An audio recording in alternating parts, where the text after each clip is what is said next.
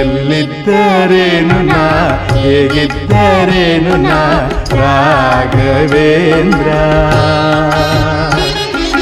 ನಿನ್ನಲ್ಲಿ ಶರಣಾಗಿ ನೀ ನನ್ನ ಉಸಿರಾಗಿ ಬಾಳಿದರೆ ಸಾಕು ರಾಘವೇಂದ್ರ.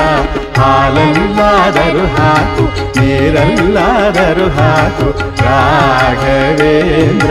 ಹಾಲಲ್ಲಿ ಕೆನೆಯಾಗಿ ನೀರಲ್ಲಿ ಮೀನಾಗಿ ಹಾಯಾಗಿರುವೆ ರಾಘವೇಂದ್ರ.